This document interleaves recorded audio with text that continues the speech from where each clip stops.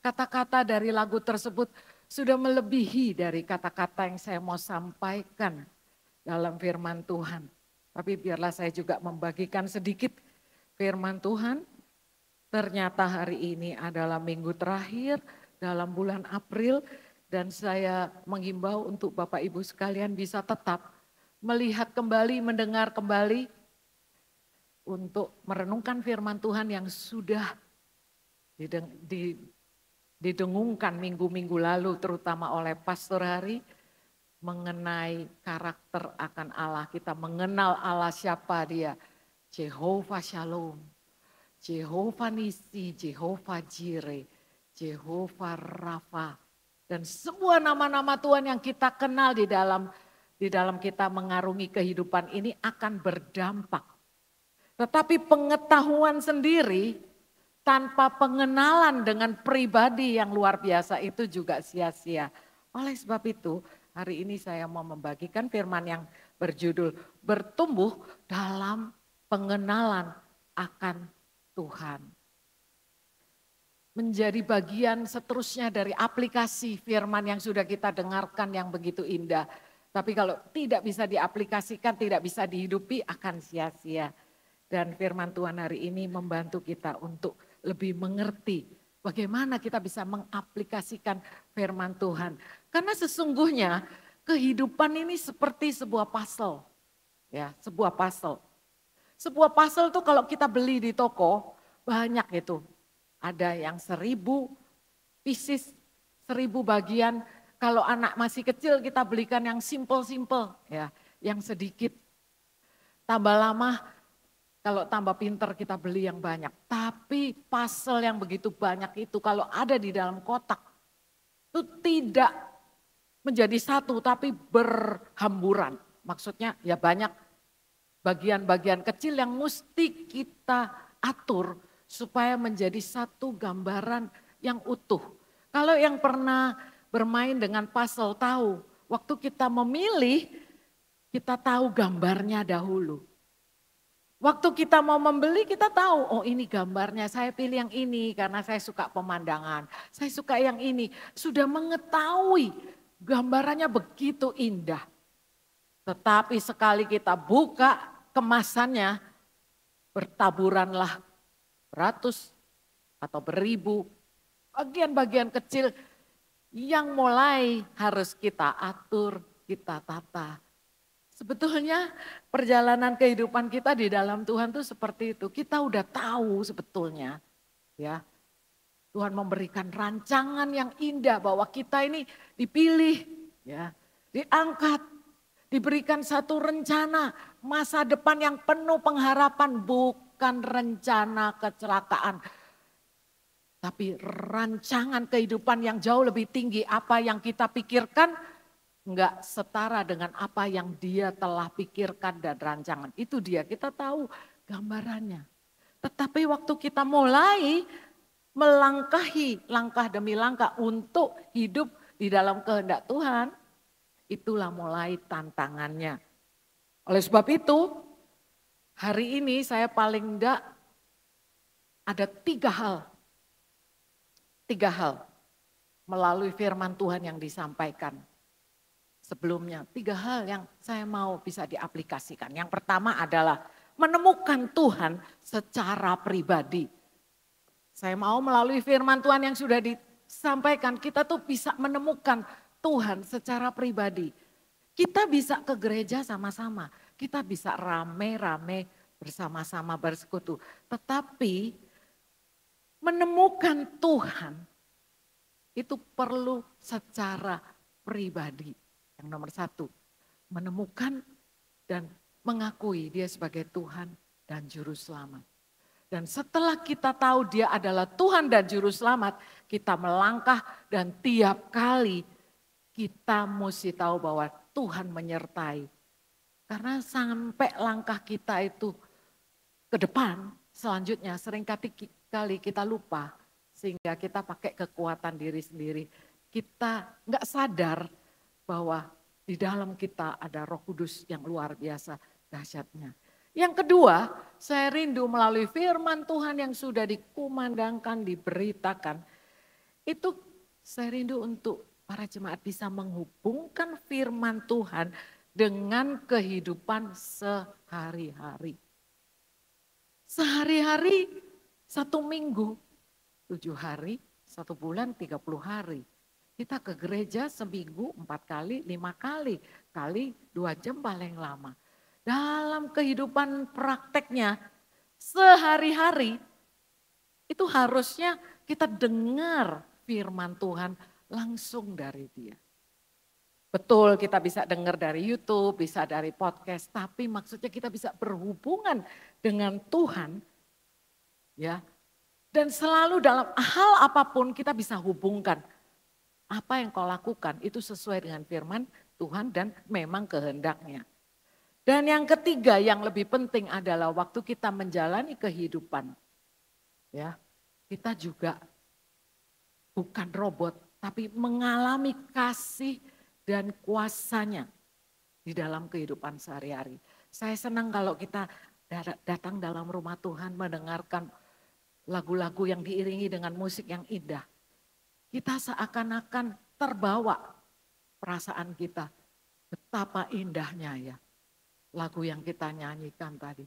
Sekali Yesus, tetap Yesus. Kita bisa menyanyikan dengan sepenuh hati dan jujur. Terharu. Tetapi waktu dalam kehidupan sehari-hari, waktu kita menjumpai keadaan tidak sebaik yang kita bayangkan. Apa yang kita rencanakan tidak sejalan dengan apa yang kita pikirkan. Apa yang kita inginkan tidak sesuai dengan apa yang diharapkan. Sulit untuk mengatakan sekali Yesus tetap Yesus.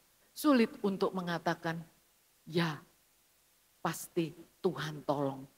Sulit untuk mengatakan, bahkan sulit untuk menyadari bahwa kita tidak perlu takut, khawatir, getar karena dia yang memegang tangan kanan kita ada bersama kita. Tapi kita lupa, nggak sadar.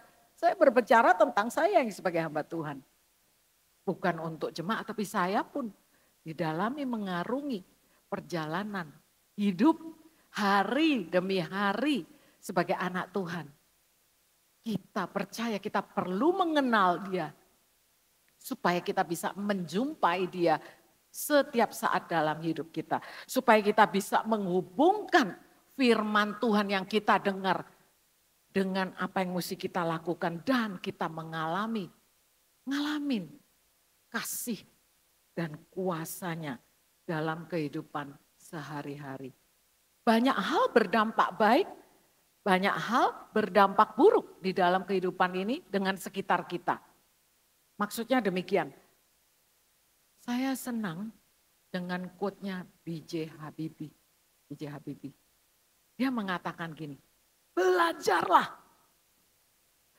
Belajarlah untuk bersyukur untuk hal-hal yang baik yang kau alami. Belajarlah untuk menjadi kuat saat engkau mengalami hal-hal yang sulit. Wah, saya suka juga ya. Kata-kata itu benar. Karena banyak hal itu sulit. Tapi sebagai anak Tuhan kita disuruh kan mengucap syukurlah dalam segala hal. Bagaimana kita bisa mengucap syukur di dalam duka cita, di dalam kehilangan, di dalam kekurangan, di dalam kekeringan. Kata-kata ini benar. Kata-kata almarhum Bapak Habibie ya benar. Belajarlah kuat. Demikianlah anak-anak Tuhan. Tapi kalau mengalami yang baik, belajarlah bersyukur. Karena kita kadang-kadang waktu hal semuanya baik, enak-enak justru kita lupa. Itu satu quote yang baik. Firman Tuhan katakan. Dalam firman Tuhan, sekarang saya bahas dalam firman Tuhan. Saya mau bahwa kita belajar dari firman Tuhan. Waktu kita menjumpai kehidupan ini bagaikan menaruh puzzle-puzzle itu. Kan banyak tuh puzzle. Pertama-tama apa yang kita lakukan? Kita mengelompokkan kan ya. Mengelompokkan yang warnanya mirip-mirip mungkin. Dan mulai membayangkan ini. Biasanya yang pinter-pinter tuh cari yang di pinggiran dulu. Pokoknya yang lurus-lurus itu kebanyakan yang di pinggir-pinggir. Ada strategi. Tapi karena kita juga udah tahu gambarannya, kita bisa mulai melangkah seperti gambar itu. Melangkah mulai taruh. Tetapi nggak semudah seperti gambar ini tinggal satu lagi. Kalau tinggal satu lagi, cepat kalau tinggal satu. Tetapi kehidupan kita dimulai dari satu. Dan dari satu menuju yang ke gambar ini yang namanya proses. Sebuah journey, sebuah perjalanan. Dan dalam perjalanan ini banyak hal yang kita bisa pelajari, yang kita bisa alami, tapi sebagai anak Tuhan. Ada 3 hal lagi yang kita alami saat kita berjalan dalam sebuah perjalanan menempuh untuk menyelesaikan garis akhir. Ya, 3 hal lagi. Yang pertama, ini kali saya ambil dari firman Tuhan. Selama kita mengarungi perjalanan ini inti fokusnya yang pertama adalah hidup dalam ketaatan dan kekudusan. Intinya menjadi anak Tuhan adalah kita itu hidupnya taat sama yang menciptakan kita, sama yang kita sebut sebagai Tuhan, Tuhan dan Raja, taat. Firman Tuhan mengatakan 1 Petrus 1 ayat 13 sampai 14. Sebab itu siapkanlah akal budimu. 2, waspadalah dan letakkanlah pengharapanmu seluruhnya atas kasih karunia yang dianugerahkan kepadamu pada waktu penyataan Yesus Kristus. Ini satu kalimat aja udah artinya banyak. Karena kita itu diberikan Tuhan, diciptakan dengan akal budi yang bisa berpikir. Ya, mengarungi kehidupan ini perlu pakai akal budi, perlu pakai pikiran.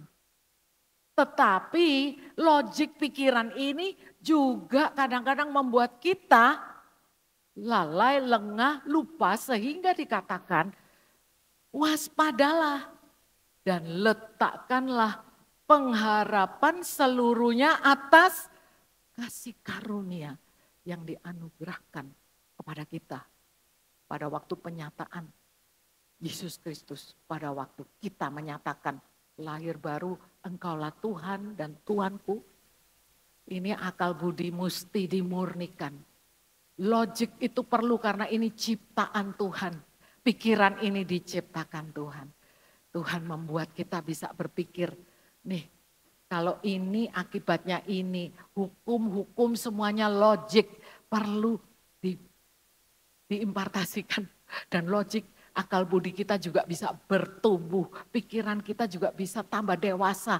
Anak kelas 1 beda dengan anak kelas 1 SMA. Anak SMP beda dengan anak yang udah kuliah secara logik, secara pengetahuan.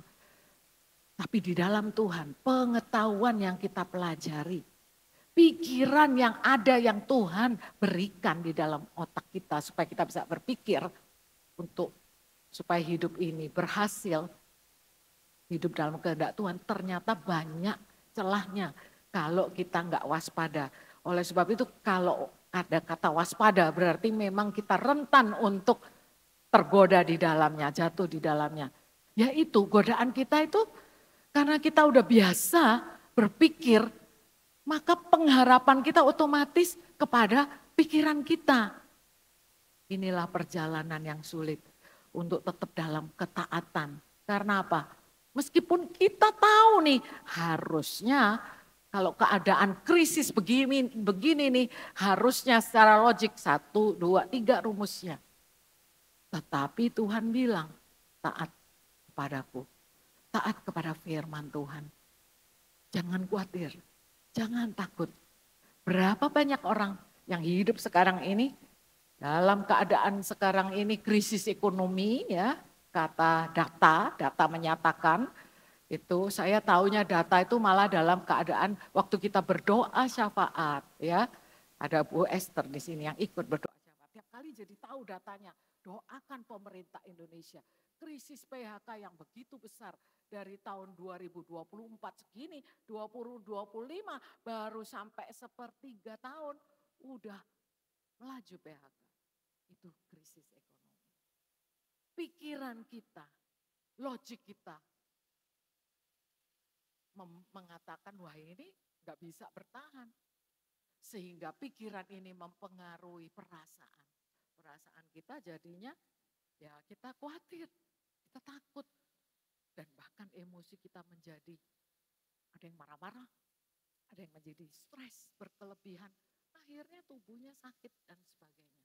Tapi hati-hati, waspadalah.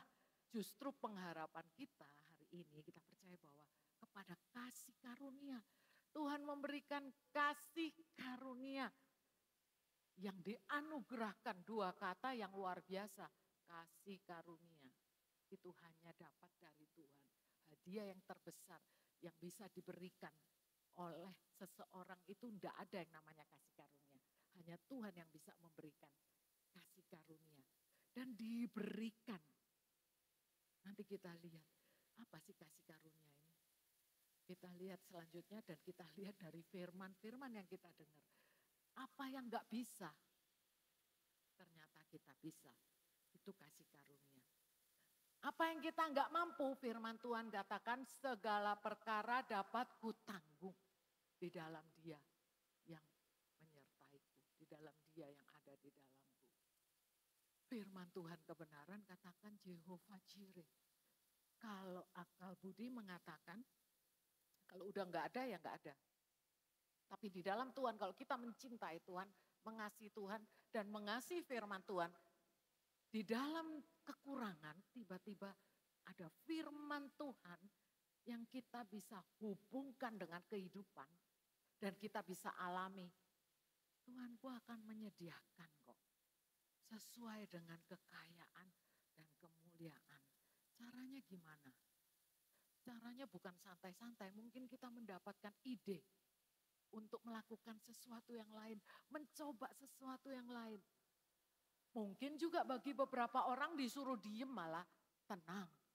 Karena kalau modelnya seperti saya yang kalau kekurangan saya akan menjadi super aktif untuk melakukan apa saja sehingga hati tidak bisa tenang. Itu Tuhan katakan tenang, duduklah tenang, duduklah tenang. Seperti Marta dan Maria, saya itu lebih seperti Marta. Sibuk. Ya, ini. Kan gak cukup, jadi kita bekerja lebih keras. Tetapi Tuhan bilang ada kalanya. Kita mesti tenang, duduk tenang. Sehingga kita bisa mengerti. Ada pengharapan, ada kasih karunia, ada pertolongan Tuhan. Dan ayat selanjutnya dikatakan hidup, masih sebelumnya ayat selanjutnya hiduplah sebagai anak-anak yang taat. Dan jangan turuti hawa nafsu yang menguasai kamu pada waktu kebodohanmu. Percayalah, kadang-kadang kita bisa lelah, terus lengah, terus lupa bahwa yang di dalam ini luar biasa dahsyat. Dan kita ngambil keputusan yang salah, kita emosi. Dan keputusan yang salah itu kadang-kadang berakibat buruknya lama. Kadang ya di dalam kebodohan kita tanpa pikir panjang. Keputusan yang dibuat dalam waktu sekejap 5 menit menghancurkan kehidupan kita selama 5 minggu. Selama lama, maksud lama deh. Karena kebodohan oleh sebab itu hiduplah. Resepnya satu supaya kita enggak terlibat jatuh dalam kebodohan. Karena memang kebodohan itu bisa menguasai. Kadang-kadang kalau kita tidak taat. Kalau kita taatnya kepada hawa nafsu. Hawa nafsu itu ada di panca indera. Hawa nafsu. Apa yang kita lihat, apa yang kita dengar. Tidak sesuai. Yang menggugah atau yang menyakiti, menyinggung perasaan. Nah, itu hawa nafsu. Perasaan kita yang merasa direndahkan, ditolak, dicemooh. Itu perasaan kita, itu hawa nafsu. Ya, biarlah kita taat. Karena saat kita taat, itu kita hidup di dalam kekudusan. Yang kedua, hidup dalam ketaatan dan kekudusan. Ada nomor 2 selanjutnya ayatnya. Itu kan ayat 13-14. Tetapi hendaklah kamu menjadi kudus. Ya, tadi kan ketaatan. Sekarang kekudusan. Hendaklah kamu menjadi kudus di dalam seluruh hidupmu. Sama seperti Dia yang kudus. Yang telah memanggil kamu. Sebab ada tertulis, kuduslah kamu. Sebab aku kudus. Kita sebagai umat yang sudah ditebus Tuhan. Kita sudah dikuduskan. Tapi dalam perjalanan menempuh kehidupan ini. Satu pastel dipasang, ini udah ketemu nih dikit. Tiba-tiba hidup kita itu bisa frustasi. Kadang-kadang hidup kudus itu hanya dikaitkan dengan, oh pokoknya kudus kalau tidak berzina. Kalau tidak mencuri, kalau tidak membunuh, kalau tidak merampok. Saya udah hidup kudus, apalagi saya tiap minggu ke gereja. Saya juga ke Kersel. Hidup kudus itu lebih dari sekedar itu. Hidup kudus itu adalah bukan menuruti hawa nafsu, tetapi menuruti apa kata Tuhan, firman Tuhan. Jadi kalau kita sudah menjadi anak Tuhan bertahun-tahun, kita mungkin sudah nggak mencuri. Nggak mau mencuri ya. Bahkan kita jujur, pernah di supermarket orangnya salah hitung gitu ya. Saya pernah beli susu, waktu anak-anak kecil beli susunya 12 kotak. Terus ditulis 10 kotak. Nah, saya kan nggak mencuri loh. Ya, nggak mencuri. Dan saya ada dorongan. Kasihan nih dia nanti nempui gitu ya. Nah, jadi saya jujur. Saya katakan, Mbak, ini saya 12. Mbaknya tulis 10 gitu. Baik gak saya? Baik ya. Hidup kudus gak? Kelihatannya kudus. Tetapi reaksi mbaknya itu bikin saya kaget. Waktu saya menolong seakan-akan saya berbuat baik. Dia itu kayak enggak seneng gitu kan. Kita bisa melihat wajah seseorang ya. Oh ya. Gitu. Bukannya saya mengharapkan terima kasih. Enggak. Oh ya gitu aja. Saya yang di sini. Kok enggak ngomong terima kasih. Enggak terima kasih, tidak sesuai dengan standarnya saya. Nah, bisa enggak mengucap syukur gitu. Hidup kudus tuh yang gitu-gitu. Bisa enggak? Ya udahlah, ya mungkin pride atau apa. Tapi kalau kita, oh itu waktu saat itu saya pikir-pikir ya. Saya sampai di mobil nyetir tuh masih mikir, aduh udah berbuat baik dibalas. Tuh karena merasa kamu tidak melakukan untuk saya yang seharusnya saya dapatkan. Saya layak untuk mendapatkan satu kata, terima kasih. Karena kalau enggak kamu nanti kena dedah. Itu kan saya pikirannya. Itu yang perlu dikuduskan. Saya perlu dikuduskan. Sekarang kita enggak membunuh. Membunuh secara jasmani enggak. Tetapi kita bisa membunuh dengan kata-kata yang lebih tajam lagi. Kita bisa menolak, mencemooh, meremehkan orang. Bukan juga dengan kata-kata, kadang-kadang dengan sikap kita.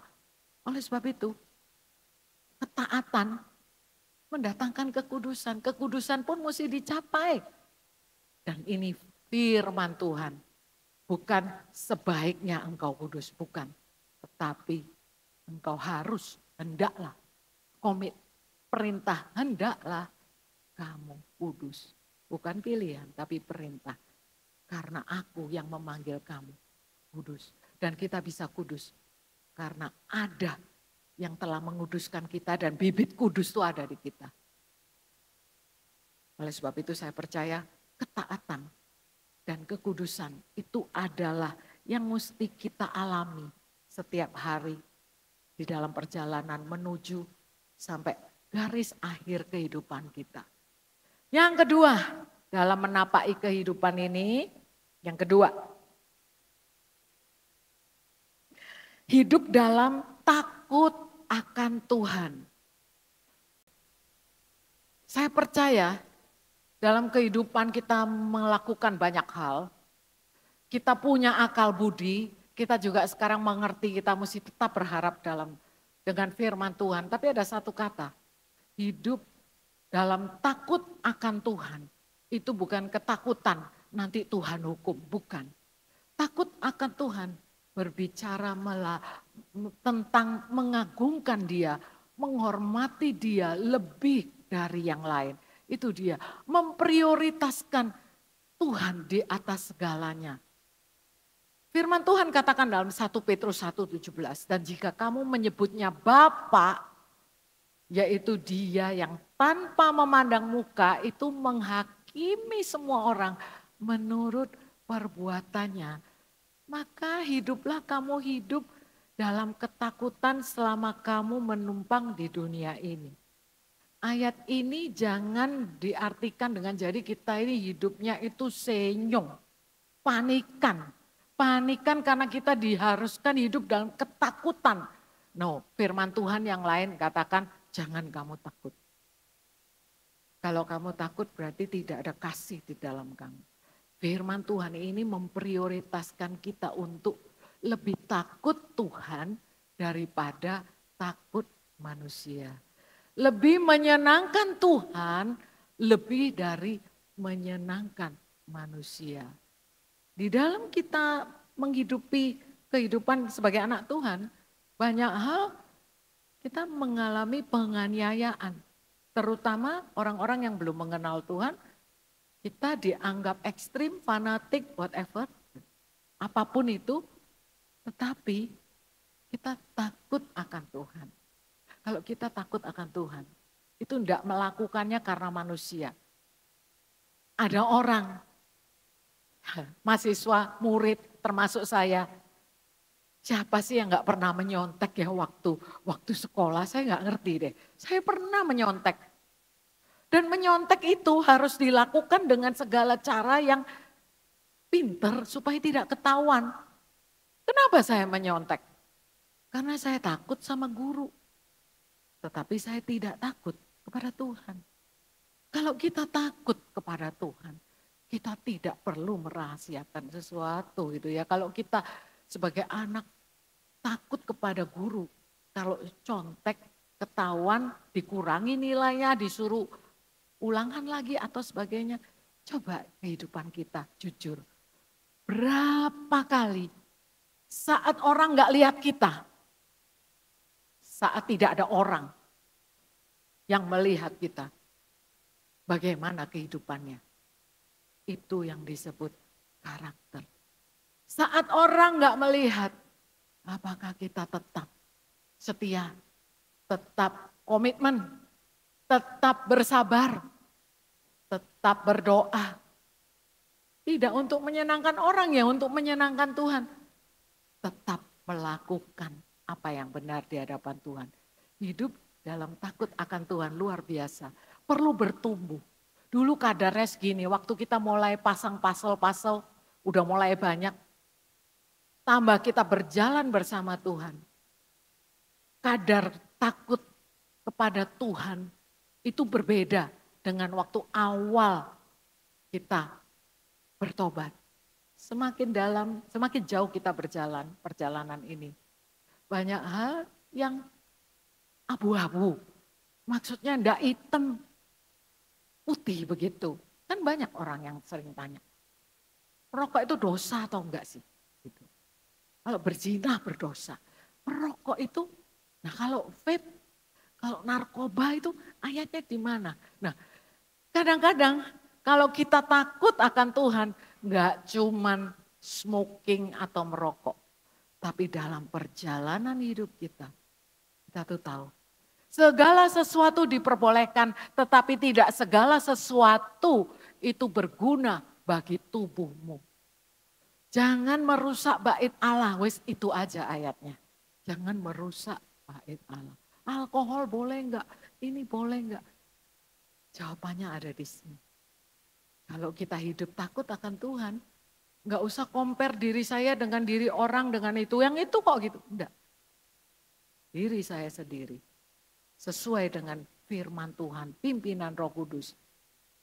Nurut dengan apa kata Tuhan. Nanti ini luar biasa hasilnya, kita akan berjalan lebih lagi melangkah kepada langkah selanjutnya dan kita bertumbuh makin dewasa karakternya. Takut akan Tuhan itu membedakan antara orang yang asal-asal predikatnya anak Tuhan dengan yang benar-benar anak Tuhan yang melakukan firman Tuhan. Orang yang melakukan firman Tuhan, dia tahu dia akan menghormati firman Tuhan, akan mentaatinya. Itu yang kedua. Dan ketiga, yang terakhir. Hidup dalam kasih persaudaraan. Dalam kehidupan kita memasang pasal-pasal itu, saya ulangi yang pertama tadi adalah nanti tantangan kita adalah hidup taat dalam ketaatan dan kekudusan. Yang nomor 2 tadi dikatakan hidup kita ini nanti tantangannya adalah waktu nggak ada orang, kita melakukannya sesuai dengan integritas firman Tuhan. Nggak usah tunggu orang tapi kita tahu yang benar ini kita lakukan. Karena kita takut kepada Tuhan, menghormati apa kata Tuhan, melebihi apa kata manusia. Itu yang kedua. Yang ketiga dalam perjalanan kehidupan kita. Sebagai anak Tuhan, meskipun tidak anak Tuhan pun ngalamin. Tapi anak Tuhan akan ngalamin yang namanya pergumulan dalam kasih persaudaraan. Firman Tuhan katakan kasih itu bisa luntur loh. Bahkan kita bisa hilang kasihnya. Seperti kasih yang mula-mula banyak kita bisa luntur. Dan pergumulan kita adalah tetap mengasihi. Apalagi di dalam satu jemaat, satu kumpulan jemaat yang sudah Tuhan tetapkan. Firman Tuhan mengatakan, kamu telah mendengar firman, kasihilah sesamamu manusia dan bencilah musuhmu. Ya kalau manusia kita mesti kasihi dan bencilah musuhmu. Ya. Tetapi Tuhan Yesus berkata, aku berkata kepadamu, kasihilah musuhmu dan berdoalah bagi mereka yang menganiaya kamu. Ini berat waktu dipraktekkan. Berat dalam kita menapaki kehidupan gitu ya. Berjumpa, ternyata musuh kita adalah musuh dalam selimut. Pasangan kita umpamanya. Musuh kita. Ternyata apa yang menjadi musuh kita adalah anak kita, mantu kita, mertua kita, bos. Siapa lagi? Murid mungkin. Musuh yang selalu membuat kita tuh jengkel. Selalu membuat konflik. Kalau ngomong konflik. Musuh itu kita harus kasihi. Dan berdoalah bagi mereka yang menganiaya kamu. Suruh berdoa bagi orang yang mengecewakan. Tapi ini lebih dari mengecewakan. Orang yang bukan mengecewakan tapi menganiaya. Saya rasa itu kadarnya lebih tinggi dari sekedar mengecewakan. Menganiaya. Kasihilah. Saya pernah sharing dulu sebuah ayat bahwa ada ayat yang mengatakan kamu tuh kalau ada musuh jangan dibales. Pembalasan haknya Tuhan. Tapi kalau kamu mengasihi musuhmu dan berdoa, itu seperti menaruh bara api di atas kepalanya. Betul ada ayat itu ya. Jadi saya pernah waktu mangkel dengan seorang, ya saya udah lupa, sekarang udah mengampuni, melupakan, tapi saya ingat kalau saya marah dengan seseorang, tapi karena saya tahu firman Tuhan, katanya menghubungkan firman Tuhan, terus saya tahu kamu gak boleh membalas, oke gak balas. Tapi di sini masih panas. Terus ayat itu menghibur saya. Benar saya gak mau balas. Biar Tuhan yang balas. Kalau Tuhan yang balas menaruh bara api di kepalanya nanti dia kepanasan. Itu loh sikap hati saya Bapak Ibu sekalian. Ini perlu dikuduskan. Lalu sampai satu saat. Itu ya kalau saya lihat itu perjalanan hidup saya geleng-geleng. Jadi saya dulu kalau nggak seneng seseorang saya nggak bales. Saya tersenyum. Tetapi di dalam hati ini, oh Tuhan yang bales. Ya Tuhan tuh mengerti dan Tuhan tuh ya benar-benar sangat sabar. Sampai saya mengerti satu ayat ini dari seseorang yang mengupas firman Tuhan. Tahu nggak artinya menaruh bara api itu? Itu maksudnya Tuhan menaruh sesuatu di atas kepalanya yang panas. Bukan untuk balas dendam. Tetapi supaya orang itu bertobat. Bertobat jadi tahu apa yang dia lakukan itu salah. Jadi harusnya saya yang di sini itu cara doanya bukan Tuhan yang membalas. Itu bukan supaya dia itu kapok, bukan. Tetapi hatinya penuh belas kasihan. Aduh Tuhan, biarlah Tuhan sendiri yang berbicara kepadanya. Firman-Mu mengatakan ada bara api, biarlah melalui bara api itu dia nggak sampai hancur. Ada belas kasihan, tapi saya nggak gitu waktu itu. Setelah saya tahu firman itu, sekarang pakai ayat itu, biar Tuhan yang membalas itu hati-hati hatinya. Karena kita mau supaya kita balas dendam, maka kita pakai tangannya Tuhan. Kejem banget ya. Pakai tangannya Tuhan lebih sip gitu ya, lebih hancur dia. Itu berarti kita hatinya masih panas, hatinya masih marah. Oleh sebab itu, mendengar firman Tuhan, kita perlu mengasihi musuh. Berdoa bagi mereka yang menganiaya kamu. Mengasihi bukan berarti menyukai. Ya, kita bisa gak suka, tetapi mengasihi dengan kasih Tuhan. Itu memberi kesempatan paling enggak supaya orang itu bisa menerima kasih Tuhan. Kita itu bisa nggak suka dengan seseorang, nggak suka itu bukan nggak mengasihi, nggak suka dengan cara potong rambutnya, nggak suka dengan karakternya yang suka telatan umpamanya. Kita tuh teladan, datang selalu lebih awal. Tapi nggak suka soalnya orang tuh telatan gitu. Kalau telat itu merugikan semuanya. Yang datang tepat waktu itu merasa rugi karena apa? Waktu hilang. Nah itu dia. Jadi waktu hidup dalam kasih persaudaraan, ini kita kan di dalam Tuhan, semuanya melayani. Ada yang kita nggak suka nggak apa-apa. Saya nggak suka orang telatan, nggak apa-apa, saya juga nggak suka. Tapi jujur saya kadang telat, saya datang sini aja tadi telat. Jadi saya butuh anugerah untuk ya, tapi ya jangan sering-sering gitu loh ya. Jadi mengertilah jangan sering-sering. Tapi kasihilah. Kasih itu kadang menegur loh. Banyak orang mengasihi itu dipikir harus selalu baik ya. Firman Tuhan katakan kalau engkau mengasihi seseorang dan tahu dia salah, engkau tegur. Tapi tegurnya itu empat mata. Bukan marah-marah di muka umum, bukan menyindir di sosmed, bukan untuk ya apa aja, tapi kasih memberitahu, bukankah dengan kasih engkau mengasuh anakmu, mendidik anakmu? Dengan kasih kan? Kasih tahu ini enggak boleh. Tapi setelah besar kita ini saling mengasihi. Kadang-kadang kita tahu bahwa ini enggak benar nih. Jatuh di dalam dosa. Coba dekati, kasihi. Kasih dengan lembut, kasih dengan memberitakan firman kebenaran. Itulah nanti tantangan kita dalam hidup ini adalah hidup dalam kasih persaudaraan. Untuk menutupnya ada lagi dua PowerPoint. Bertumbuh semakin dewasa, itu artinya kita itu menguasai diri, mengalah, dan murah hati. Sebetulnya itu ada di dalam 1 Korintus 13 ayat mengenai kasih. Bertumbuh semakin dewasa, maturity, itu tidak otomatis dengan bertambahnya umur. Sehingga ada orang yang sudah berumur 60 tahun, tetapi tetap tidak dewasa. Tetapi ada seorang remaja yang masih mungkin belasan tahun, tetapi dia begitu dewasa. Maksud saya dewasa ini secara rohani dan secara jiwani.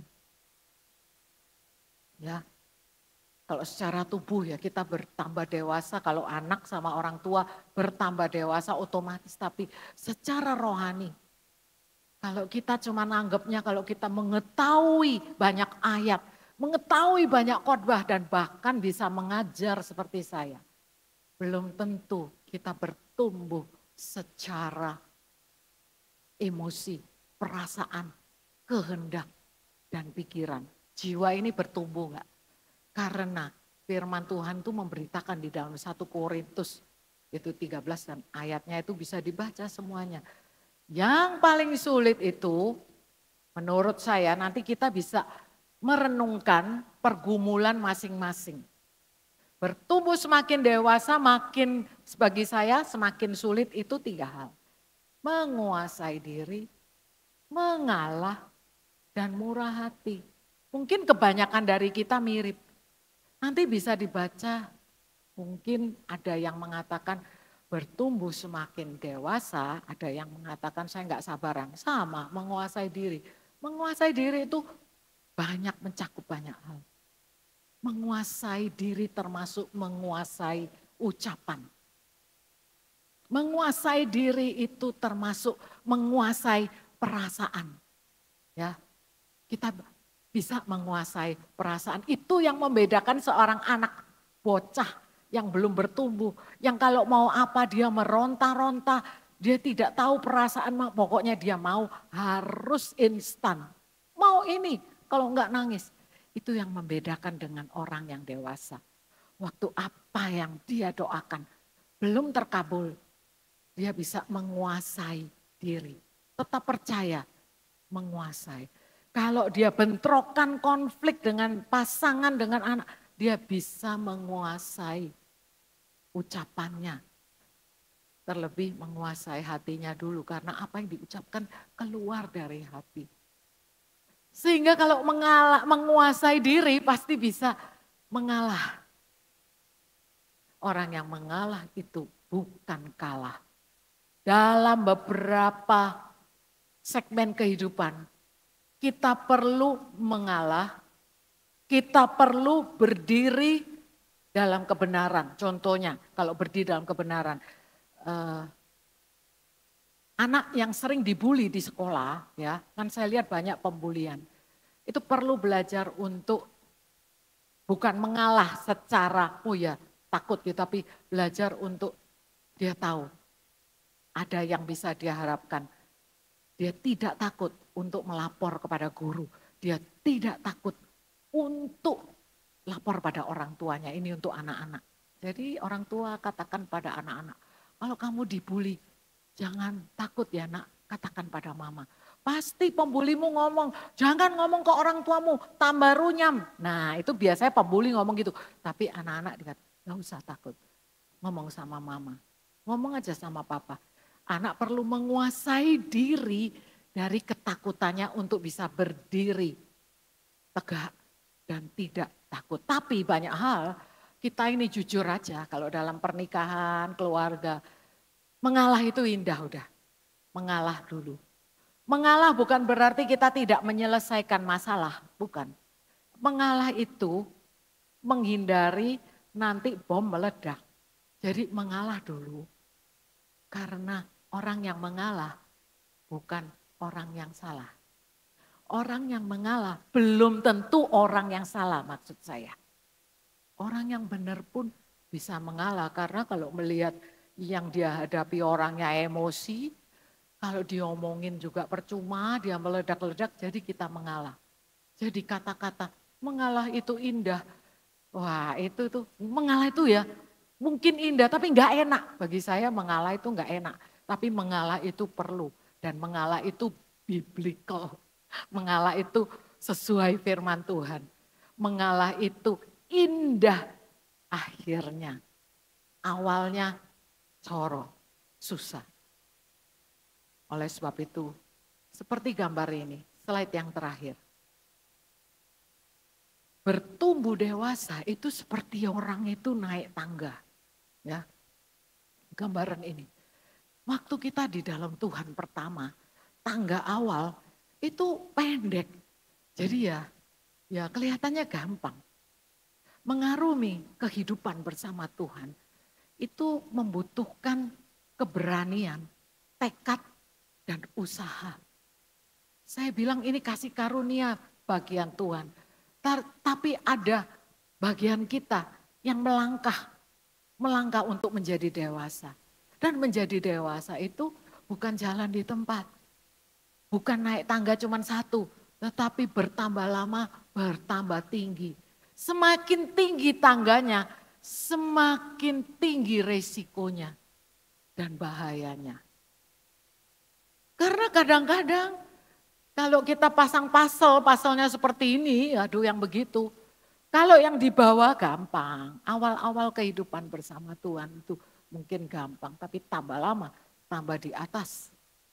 Tambah kita waktu naik mau pasang, mau menyelesaikan tugas panggilan yang Tuhan berikan. Kalau nggak ada firman Tuhan kita nggak kuat. Karena apa? Waktu naik tangga ke atas itu biasanya ada goyangan. Meskipun tidak digoyangkan, diri kita ini merupakan beban yang bisa menggoyangkan tangga itu sendiri, nggak usah digoyangkan. Waktu di bawah, langkah pertama nggak kerasa. Demikian juga di dalam kita menapaki kehidupan bersama Tuhan.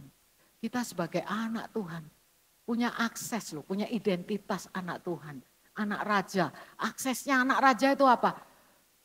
Firman Tuhan katakan, anak raja, apa yang kamu doakan itu dikabulkan. Kalau itu sesuai dengan kehendak Tuhan dan engkau mengerti itu oke, aku melangkah. Karena ini kehendak Tuhan. Tapi dalam waktu kita menjalaninya ada keraguan. Boleh nggak ragu-ragu? Nggak usah boleh, nggak boleh. Karena keraguan pasti akan datang. Waktu kita menaiki tangga itu, nggak ada orang naik tangga itu seperti jalan di tempat yang rata. Pasti hati-hati, pasti ada keraguan. Apa yang membuatmu tetap naik ke atas? Adalah tekad tahu bahwa gambar ini harus diselesaikan. Aku mau mengakhiri pertandingan hidup ini dengan menang ya. Kalau menangnya ini sekarang ini aku langkah ini, aku harus menyelesaikan bagian ini. Aku harus melangkah. Kalau lihat samping kanan kiri jauh nih dari tanah, takut gak? Takut selalu ada. Takut itu emosi. Takut membuat kita hati-hati tidak sembarangan. Itu namanya waspada. Tapi saat kita tinggi menggapai seperti orang ini, perlu meletakkan beberapa hal yang mustahil kelihatannya bagi kita. Tapi Tuhan membisikkan kata, engkau kuat, engkau bisa. Ini yang perlu engkau lakukan. Bertumbuhlah dalam pengenalan akan Tuhan. Dalam pengenalan akan firman Tuhan. Mengenal Allah melalui firman Tuhan. Waktu kita mengenal firman Tuhan, waktu kita takut, ada firman yang bekerja di sini. Jangan takut, aku menyertaimu. Waktu engkau marah, ada firman Tuhan. Jangan sampai matahari terbenam. Ayo ngalah, ayo selesaikan. Waktu kita stres, merasa tidak ada pintu yang terbuka. Kayaknya kesempatan tidak ada, semua sempit. Tidak ada sempit juga, nggak ada celah untuk aku menerobos kehidupan selanjutnya. Tuhan katakan, aku akan membukakan pintu bagimu. Yang masih tertutup itu nggak bisa pakai tangan manusia. Biarkan aku bekerja, mujizat terjadi. Itu dia pengenalan akan Allah, bertumbuh sesuai dengan perjalanan hidupmu. Maukah kita bertumbuh makin lama, makin tinggi, makin lama, makin percaya kepada Tuhan bahwa Dia yang mengatur, Dia yang memberikan visi, Dia akan memperlengkapi kita semua. Mari kita berdoa. Saya undang untuk pemain musik. Bapak Surgawi, terima kasih kalau hari ini kami mendengar sekali lagi bahwa betapa Engkau mengasihi kami. Betapa Engkau mau kami bertumbuh di dalam kasih-Mu. Supaya kami tidak ragu lagi. Ampuni kami kalau kami masih ragu. Ampuni kami dalam perjalanan menapaki tangga kehidupan. Kami juga ngalami ujian cobaan untuk mundur. Supaya tidak terus maju, malah kami mau mundur aja, menyerah kalah. Tapi hari ini Tuhan, firman Tuhan akan menguatkan kami untuk